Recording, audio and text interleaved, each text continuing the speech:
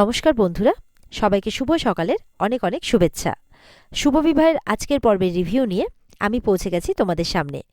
Bangla serial সমাচারে তোমাদের সবাইকে স্বাগত জানিয়ে আজকের পর্বের রিভিউ আমি শুরু করছি। বন্ধুরা, আমাদের নতুন চ্যানেল টলিউড স্টোরি এক্সপ্লেনারে তোমাদের পছন্দের ধারাবাহিকগুলো আমরা একে একে আনতে শুরু করেছি। আশা করব যে তোমরা সেখানে গিয়ে তোমাদের পছন্দের আপডেটগুলো পেয়ে যাবে। আগামী দিনে আরও তোমাদের পছন্দের ধারাবাহিকের রিভিউ সেখানে আসতে চলেছে, তো অবশ্যই কিন্তু চোখ রাখতে ভুলবে না টলিউড স্টোরি এক্সপ্লেনারে। শুরুতে আমরা দেখতে পাচ্ছি ডলির আলতার অনুষ্ঠানে তো সবাই নাচানাচি করছে, আনন্দ করছে।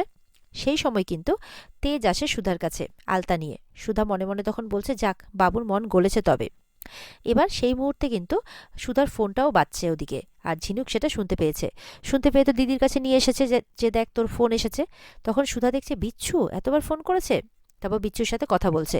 বিচ্ছু কিন্তু ফোনে সম্রাটের ব্যাপারটা সবটা জানায়। সুধা তখন মনে মনে বলছে, তার মানে আমি ঠিকই সন্দেহ করেছিলাম। তখন সেখানে তেজ আসে যে আবার শুরু হয়ে গেছে তোমার গোয়েন্দাগিরি, দেখো বাড়িতে কিন্তু ডলির আলতা অনুষ্ঠান চলছে, এই সময় গোয়েন্দাগিরিটা করো না। তখন সুধা বলছে, এটাই মানে সময় ঠাম্মি যে ছেলেটাকে পছন্দ করেছে সেই ছেলেটি যে ডলির যোগ্য নয় সেটা প্রমাণ করার। এদিকে তেজের বাবা ঠাম্মিকে বলছে যে বিয়েতে আমি আছি ঠিকই, মানে আনন্দ পেয়েছি এটার ভানও করছি, কিন্তু মনটা খুব অস্থির করছে। তখন ঠাম্মি বলছে, শোনো বড় খোকা, বাবার কর্তব্যটা পালন করো, ব্যাস তাহলেই যথেষ্ট। তখন বলছে যে মেয়ে বিয়ের পর সুখী থাকবে কিনা, বাড়িতে মানে শ্বশুরবাড়িতেও সম্মান পাবে কিনা, সেটা দেখাটাও কিন্তু বাবারই কর্তব্য। এইভাবে টাকা ছড়ানোটাকে কিন্তু ভালোবাসার উপহার বলে না। তখন ঠাম্মি বলছে, তোমার কি মনে হয় আমি আমার নাতনির সুখের পরোয়া করি না? সেই জন্যই তো ওরা যা চাইছে তাই আমি দিচ্ছি। ঠাম্মি বলছে তেজের বাবাকে, তুমি আর তর্কে যেও না তো, আমাদের মাথার উপর যে কলঙ্কটা লেগেছে ডলির বিয়ের পর সেটা সবাই ভুলে যাবে, দিয়ে আমরা আমাদের সম্মানটা ফিরে পাবো। তুমি শুধু সেটার কথাই ভাবো। সুধা তেজকে বলছে, আমাদের এক্ষুনি যেতে হবে। তেজ বলছে, এক্ষুনি কেন, কোথায়? সুধা তখন বলে যে বিচ্ছু ফোন করেছিল, ওই সম্রাট নাকি নেশা করে বন্ধু বান্ধবের সাথে রাস্তায় ফুর্তি করছে। বলে যে কিন্তু এখন ঠাম্মি আমাদের দেখতে না পেলে তো সন্দেহ করবে। বলে তার থেকেও বেশি ইম্পর্টেন্ট, আমাদের ছেলেটার সত্যিটা এখনই আমাদেরকে জানতে হবে, নাহলে কিন্তু ডলির সারা জীবনটা নষ্ট হয়ে যাবে। আর ঠাম্মি যদি দেখে পরে যে ঠাম্মির পছন্দটা ঠিক ছিল না, তখন কিন্তু ঠাম্মির আরও মনটা খারাপ হবে, আরও উনি ভেঙে পড়বেন। তখন তেজ বলছে, ও হয়তো বিয়ের আগে একটু মজা করছে। বলে না, এটা এই মজা সেই মজা নয়, আমাদেরকে ওর সত্যিটা জানতেই হবে, আর এটাই সুযোগ। সুধা বারবার করে এই বলে তেজকে বোঝাচ্ছে। সুধা বলছে যে এই ছেলেটাকে না প্রথম থেকে আমার ঠিকঠাক লাগে না, আর এটা আমি প্রমাণ করবই।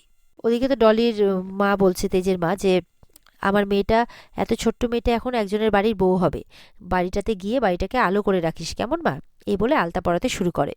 এদিকে সুধা বলছে, ডলি আমার বোনের মতো, ওর জীবনটা আমি কিছুতেই নষ্ট হতে দেব না। এরপরে তেজ বলছে, আমিও আমার বোনের জন্য কনসার্ন, কিন্তু আমরা এখন এখানে এই মুহূর্তে ছেড়ে কি করে যাব? সুধা তখন বলছে, তুমি যদি আমার সাথে যেতে চাও তো এসো, আর না যেতে চাইলে এখানেই থাকো। এই বলে সুধা কিন্তু বেরিয়ে পড়ে। তেজ বলছে, অদ্ভুত জেদি মেয়ে, কথাই শোনে না, এত রাতে একা ছাড়ি কি করে? এই বলে আশেপাশে দেখে তেজ সুধার পেছন পেছন বেরিয়ে পড়ে। এদিকে বিচ্ছু কিন্তু গাড়িটাকে ফলো করছে। সম্রাট তো গাড়িতে যেতে যেতে আর ড্রিঙ্ক করতে করতে বলছে, কাল আমি জ্যাকপট পাবো, তো আজকের দিনে তো এইটুকু আনন্দ আমি করতেই পারি। কিন্তু সম্রাটের বন্ধুটা কিন্তু মোটেও এই সমস্ত কিছু পছন্দ করছে না। এদিকে তো সম্রাটরা কিন্তু গাড়িটা খুব স্পিডে চালাচ্ছে। পেছন থেকে বিচ্ছু কিন্তু বলেই যাচ্ছে, দাদা গাড়িটা আস্তে চালান, আস্তে চালান। মেয়েটা বলছে গাড়ির মধ্যে যে ওই ছেলেটি কে আমাদের ফলো করছে। সম্রাট মনে মনে বলছে, এ মিডিল ক্লাস হিরো, কালকে খুব বার বেড়েছিলি না, আজকে আমি দেখাবো যে আমি কে। এই বলে ড্রাইভারকে বলছে যে গাড়িটা আরো জোরে চালাতে। সম্রাটের বন্ধুটা বলছে, কি করছিস বলতো, সামনে সরু রাস্তা, অ্যাক্সিডেন্ট হয়ে যাবে তো। বলে, সেটা তোকে চাপ নিতে হবে না, আমি দেখে নেব। এদিকে দেখা যাচ্ছে বিয়ে বাড়িতে ঠাম্মি তো সুধাকে খুঁজছে বরণডালা নিয়ে আসার জন্যে। তখন মেজমা বলছে হয়তো ও পড়ে গেছে। তখন তেজের মা বলছে, আমি নিয়ে আসছি বরণডালাটা। তখন তেজের মায় নিয়ে যায়। আর এদিকে অফিসার আশুতোষকে একা দাঁড়িয়ে দেখছে রেশমি, বলছে যে আপনি বসুন না, চলুন কিছু খাওয়া দাওয়া করবেন। বলে, না না, আমাকে বেরোতে হবে, একটু তাড়া আছে। আসলে মিসেস বসু মল্লিক আমাকে বলেছিলেন আসার জন্য, একটু থাকার জন্য, তাই আমি থেকেছিলাম। তারপর বলছে, আচ্ছা এখানে সবাই আলতা পড়ছে, আপনি বা উনি, মানে জ্যোৎস্নার কথা বলছে, আপনারা পড়বেন না? বলে যে আপনি আমাদের বাড়ির কালচারটা জানেন না তাই বলছেন। আসলে দিদি তো বিধবা, তাই দিদি পড়তে পারবে না, আর আমি তো কুমারী, তাই আমি পড়িনি। তখন মনে মনে বলছে আশুতোষ যে উনি কোনো রঙিন উৎসবেই থাকতে পারবেন না, মানে উনি কোনো আনন্দ করতে পারবেন না। আশুতোষের কিন্তু খারাপ লাগছে। কিছুক্ষণ পর দেখা যাচ্ছে জ্যোৎস্না তো উজ্জ্বলের কথা ভাবছে, ভাবতে ভাবতে এবার ওখান থেকে চলে যাবে কি, তখন ধাক্কা লাগে আশুতোষের সাথে। আর আশুতোষের হাতে যে আশুতোষ আলতাটা ধরে রেখেছিল, মানে রেশমি তো ধরতে পারছিল না, তাই আশুতোষ ধরেছিল, তো সেই আলতাটা পড়ে যায় কিন্তু জ্যোৎস্নার হাতে।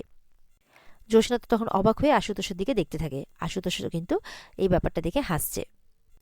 আর এদিকে দেখা যাচ্ছে সম্রাটরা গাড়ি তো খুব জোরে চালাচ্ছিল, আরো জোরে চালাও আরো জোরে চালাও করতে করতে কিন্তু তাদের গাড়ির সামনে একটি লোক এসে পড়ে, তার পায়ে চোট লাগে।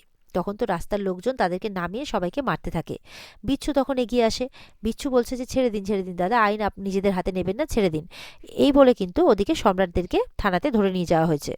এদিকে তো সুধারাও পৌঁছে গেছে থানাতে। আর সম্রাটকে এই অবস্থায় দেখে তো সুধা, বিচ্ছু, বিশেষ করে তেজ খুব অবাক হয়েছে। তেজ বলছে, তুমি নেশা করছিলে ঠিক আছে, তুমি বিয়ের আগে আনন্দ করছো, ভালো কথা, কিন্তু এত জোরে কেন গাড়ি চালাচ্ছিলে তুমি? বলছে, আমি না ড্রাইভার। তখন তার বন্ধুটি বলছে, কেন মিথ্যে কথা বলছিস? ড্রাইভারদার তো কোনো দোষ নেই, তুই তো বলছিলি জোরে গাড়ি চালাতে, আমি বারবার বারণ করেছিলাম, তাও তুই শুনিসনি। তখন সুধা বলছে, তোমার না আজকে কোন বন্ধুর মায়ের অপারেশন ছিল তুমি বলছিলে? তখন সম্রাট কিছু বলে না, চুপ করে থাকে। সুধা তখন তার বন্ধুদের বলছে, আচ্ছা তোমাদের মধ্যেই তো কার মায়ের অপারেশন মনে হয়? তখন তো তার বন্ধুরা কোনো কথা বলছে না, বলছে মায়ের অপারেশন। তখন সুধা বুঝতে পারে যে এই ব্যাপারটা পুরোটা মিথ্যে। বলছে, তার মানে সম্রাট তুমি এটাও মিথ্যে কথা বলেছিলে? তেজ তো তখন অবাক হয়ে সম্রাটের দিকে তাকিয়ে আছে। ওদিকে তো জ্যোৎস্নার গায়ে আলতা পড়েছে দেখে ঠাম্মিরা খুব অসন্তুষ্ট, যে এ কি, ওর গায়ে আবার আলতা পড়েছে, কি অমঙ্গল, এটা তো ঠিক নয়, একজন বিধবার গায়ে এরকম আলতা পড়াটা, এটা তো অমঙ্গলের চিহ্ন, অমঙ্গলের লক্ষণ। তখন আশুতোষ বলছে, না না, আসলে দোষটা আমারই, আমার গায়ে ধাক্কা লেগে পড়ে গেছে। তখন বলছে, একটু সাবধান হওয়া উচিত ছিল, ঠাম্মি বলছে। ওদিকে তেজের মাকে বলে, যাও তোমার মেয়েকে ভেতরে নিয়ে যাও, ও বৈধব্যের সমস্ত নিয়ম ওকে মেনে নিতে হবে, ওর জীবনে আর কোনো রং থাকবে না স্বামী মারা যাওয়ার পর। জ্যোৎস্না তো কাঁদছে, আর এটা দেখে কিন্তু আশুতোষের একদম ভালো লাগে না, বলে যে এই বয়সে ওনাকে এই সমস্ত নিয়ম, কঠোর নিয়ম মানতে হবে? ঠিক সেই সময় কিন্তু ইন্সপেক্টর আশুতোষের কাছে একটা ফোন আসে থানা থেকে। আর তখন থানার সমস্ত রিপোর্টটা পায় যে গাঙ্গুলি বাড়ির ছেলে এরকম কাণ্ড ঘটিয়েছে। এটা শুনে তো আশুতোষ অবাক হয়ে যায়। এদিকে এবার খবরটা পেয়ে আশুতোষ পৌঁছে গেছে থানাতে। আশুতোষ বলছে, এ কি, ড্রাইভারকে এত জোরে গাড়ি চালাতে বলছিলে কেন? আর তোমরা তো ঠিক করে সোজা হয়ে দাঁড়াতেই পারছো না, জীবনটা কি ভিডিও গেম নাকি? এত সহজে কিন্তু তোমাদেরকে আমি ছাড়ছি না। তখন সেখানে চলে আসে সম্রাটের বাবা। ছাড়তে তো আপনাকে হবেই। বলছে, কাল আমার ছেলের বিয়ে, ওকে যে আমাকে নিয়ে যেতেই হবে। আশুতোষ বলছে, আপনার ছেলে যা করেছে তাতে আপনার ছেলের কালকে ছাদনা তলায় তো বসা হবে না। আশুতোষ বলছে, কোর্টে উঠতে হবে, আর কোর্ট যে শাস্তি ঘোষণা করবে সেটাও মাথা পেতে নিতে হবে। সেই লোকটি বলছে, তখন জানেন আমার ছেলের কোন বাড়িতে বিয়ে হচ্ছে? বসু মল্লিক বাড়িতে। বসু মল্লিক বাড়ির কতদূর চেনা পরিচিতি আপনারা জানেন তো? বলছে, এই যে আপনারা কোর্ট কেস এই সমস্ত কিছু করছেন, এটা আমরা যদি বসু মল্লিক বাড়িতে জানাই তাহলে ওরা এসে আমার ছেলেকে ছাড়িয়ে নিয়ে যাবে। তখন লোকটি বলছে, জানাবো, দাঁড়ান জানাচ্ছি। তখন তেজ বলছে, জানাতে হবে না, আমরা অলরেডি এখানেই আছি। বলে, ও আপনারা এখানেই আছেন, কি সৌভাগ্য, আপনারা এসে গেছেন। তখন আশুতোষকে বলছে, কি বলেছিলাম তো, কনে পক্ষ ইতিমধ্যে কিন্তু এসে হাজির হয়ে গেছে। সম্রাটের বাবা বলছে যে, আপনারা তাহলে এতক্ষণ ওপর মহলে কথা বলে নিয়েছেন নিশ্চয়, তাহলে আমার ছেলেকে আমি নিয়ে যেতে পারবো তো? তখন তেজ আর সুধা বলছে, আপনার ধারণাটা একদম ভুল, আমরা ওর শাস্তির দাবিতে এখানে আছি। বলে, এটা আপনারা কি বলছেন? বলে, হ্যাঁ, বসু মল্লিক পরিবার কখনো অন্যায়ের সাথে আপোষ করে না, তেজ বলছে। এদিকে সম্রাটের বাবা মনে মনে বলছে যে এই বিয়ে আমি কিছুতেই ভণ্ডুল হতে দেব না। সম্রাটের বাবার উকিল আর সম্রাটের বাবা দুজনে মিলে কি করে, ওই গরিব মানুষগুলোকে টাকা দিয়ে কেনার চেষ্টা করছে। বলছে যে তোমাদেরকে 1,00,000 টাকা দেব, সাথে হসপিটালের সমস্ত খরচ দেব, শুধু পাই তো ভেঙেছে, মারা তো যায়নি, তার সঙ্গে আমার দোকানে একটা কাজেরও ব্যবস্থা করে দেব, তোমরা যদি আমার কথা শোনো, এই কেসটা তোমরা উঠিয়ে নাও। টাকার লোভে পড়ে কিন্তু তারা রাজি হয়ে যায়। এরপর আশুতোষ যখন তাদেরকে কিছু জিজ্ঞাসা করছে, বলে, না না, আমাদের কিছু বলার নেই, আমাদের কোনো কেস করবো না, আমরা কিচ্ছু করবো না। সুধা বলছে, এ কি, তোমরা তো এক্ষুনি বলছিলে যে তোমাদের গাড়ি, তোমাদের ভাই নাকি অ্যাক্সিডেন্ট হয়েছে ওদের গাড়িতে। তেজও তাই বলছে। বলে, না না, আমাদের কোথাও একটা ভুল হচ্ছে। তখন ইন্সপেক্টর আশুতোষ বলছে, আপনারা যদি এরকমভাবে টাকার লোভে পিছিয়ে যান তাহলে আমরা কাকে সাহায্য করব? এরকমভাবে বড়লোকরা এসে আপনাদেরকে টাকা দিয়ে কিনে নেবে, আর আপনারা পিছিয়ে যাবেন। তখন সম্রাটের বাবা বলছে, আপনি তো জোর করে ওদেরকে দেখছি, মানে ওদের মুখ থেকে স্বীকার করাবেন আর আমার ছেলেকে দোষী সাব্যস্ত করবেন। ওরা তো বললো যে কোনো কেস করতে চায় না, এইভাবে তো আমার ছেলেকে ফাঁসানো হচ্ছে। এরপরে সম্রাটের বাবা বলছে, আপনারা এখানে কি করছেন, যান যান, বলে লোকগুলো চলে যায়। তখন তেজ বলছে, আপনি একটু আসুন তো এদিকে, আপনি ওদেরকে কি বলছিলেন? তখন সম্রাটের বাবা বলছে, কিছু না, আমি ওদের মতলবটা বুঝতে পেরেছিলাম, একটু টাকা দিলে ব্যাপারটা মিটে যেত, সেটাই করলাম আর কি।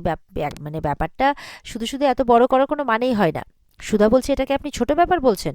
সম্রাটের বাবা বলছে, দরকার হলে আপনি হসপিটালে ফোন করে জেনে নিন, পেশেন্ট একেবারে ঠিক আছে। বলছে, জেনে নিন। আর তাছাড়া আপনারা দুজনের মধ্যে কেউই তো এই অ্যাক্সিডেন্টটা দেখেননি নিজে চোখে, তাহলে কি করে এরকম জোর গলায় বলছেন? তাছাড়া তো আমার ছেলে নিজে গাড়িটা ড্রাইভ করছিল না, তাহলে? সুধা বলছে, আমার ভাই বিচ্ছু সব দেখেছে। তখন সম্রাটের বাবা বলছে, ও তো বাচ্চা ছেলে, কি দেখতে কি দেখেছে, তাই না বাবু? বিচ্ছুকে বলছে। বলছে, দেখুন আমরা কুটুম্ব, কিছু থানা পুলিশ হলে আপনারাই মানে আপনাদেরই সম্মান টানাটানি হবে, হাজার হলেও আপনারা মেয়ে পক্ষ। আমাদের ছেলে যদি বিয়ে করতে না যায় তাহলে আপনাদের বাড়ির মেয়েই কিন্তু লগ্নভ্রষ্টা হবে। সুধা আর তেজের কিন্তু এনার কথা শুনে মোটেও ভালো লাগে না। আর এখানে আজকের পর্ব শেষ হয়ে যায়। তো বন্ধুরা, এই ছিল আজকের পর্বের রিভিউ। ভালো লেগে থাকলে অবশ্যই পর্বকে লাইক, কমেন্ট আর চ্যানেলকে কিন্তু সাবস্ক্রাইব করতে ভুলবে না। আর পর্বে বিস্তারিত দেখতে অবশ্যই স্টার জলসার পর্দায় তোমরা চোখ রাখবে। তাহলে দেখা হচ্ছে আগামীকালকে নতুন পর্বের রিভিউ নিয়ে। ততক্ষণ সবাই ভালো থাকবে। ধন্যবাদ। আর হ্যাঁ, পর্বে বিস্তারিত দেখতে কিন্তু অবশ্যই স্টার জলসার পর্দায় সবাই চোখ রাখবে। টাটা।